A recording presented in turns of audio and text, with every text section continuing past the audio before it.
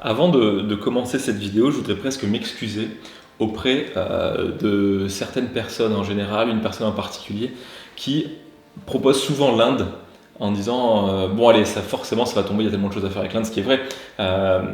Et donc avant de savoir ça, mais avec quand même ce genre d'idée en tête, je me suis dit bah, je vais pas faire l'Inde, c'est trop facile.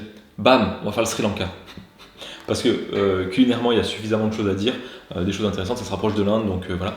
Et aussi c'est pour être un petit peu relou. Donc voilà, donc aujourd'hui on va faire une recette de curry, un curry que j'ai jamais fait,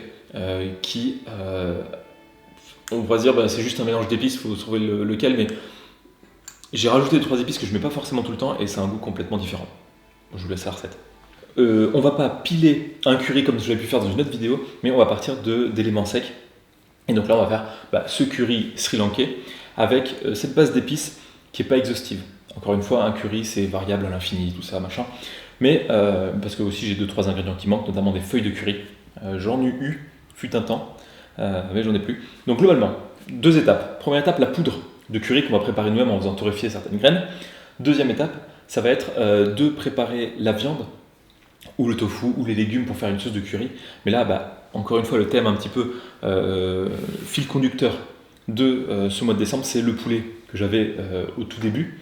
Donc après le mollet, le poulet, on va se le faire au curry. C'est sympa aussi, voire peut-être plus facile à aimer rapidement. On aura besoin coriandre, graines de moutarde, graines de fenugrec, cardamome. Super important la cardamome dans les épices indiennes. On l'oublie souvent, On n'en a pas forcément, mais ça apporte un goût assez sympa, notamment aussi pour les chai latte. J'avais dit fenugrec, peut-être pas. Du poivre, des clous de girofle et du riz. Pour la poêle, c'est pas le plus compliqué. Ce qu'on fait, c'est qu'on va mettre d'abord le riz jusqu'à ce qu'il devienne un petit peu marron. Une fois qu'au bout de 3-4 minutes, on va mettre les différentes épices pour les faire torréfier un tout petit peu, 1 ou 2 minutes, histoire qu'elles dégagent le maximum de saveur, et après on revient au pilon. On enlève juste avant que ça crame. Ça sent super bon, il y a des notes de jasmin. Je pense que c'est la cardamome qui s'en rapproche, je sais pas.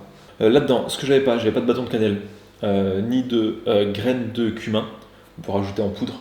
Et je pense que ces épices, c'est un petit peu, pas la base de la cuisine, mais c'est un petit peu son petit lot d'épices qu'on peut réutiliser, pas tout le temps, mais on peut commencer à avoir des associations pour ceux qui veulent mettre un peu plus d'épices et avoir autre chose que du sel et du poivre dans leur placard.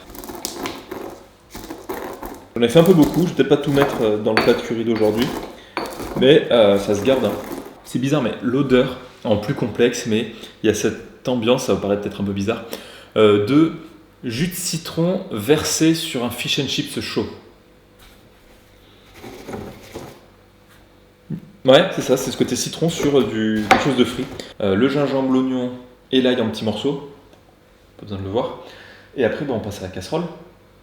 J'aurais bien aimé mettre de l'huile de coco, mais j'en avais pas. Les oignons d'abord qui craignent le moins.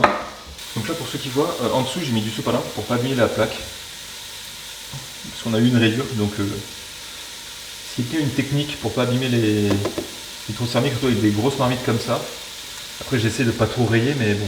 Voilà. Donc si vous avez des idées, des techniques, je prends. Gingembre, ail, je ne vais pas tout mettre. Un petit piment. Ce sera pour la surprise. D'abord les morceaux épais avec la peau, donc les ailes. Il y aura un pilon, un bout de cuisse. Là, je vais mettre pas mal du poulet. Pour la couleur, je vais mettre un peu de curcuma en poudre. On peut en mettre du frais, il m'en reste juste plus. Je crois que c'est une meilleure odeur de curry que j'ai jamais eue. La cardamome, je pense qu'elle y joue pour beaucoup. Pour qu'il cuise aussi un petit peu. Là, ça fait beaucoup de poulet, mais je vais faire pas mal de sauce. Comme ça durera plusieurs repas et je pourrai en avoir pour la semaine.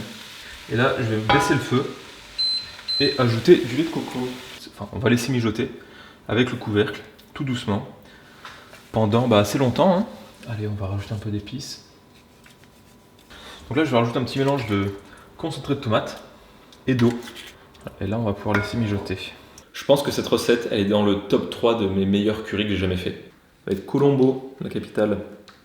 Donc voilà, donc c'est toujours bien d'avoir des épices chez soi, et le curry c'est vraiment le plat emblématique où on met pas mal d'épices. C'est pas forcément gras ou quoi, mais le goût vient de ces épices, et c'est ce que je trouve vraiment intéressant dans la cuisine, c'est pouvoir apporter pas mal de saveurs avec juste quelques petites épices. Enfin, quelques petites épices, il y en a déjà pas mal. Bref, donc je sais pas si quelqu'un a trouvé le pays.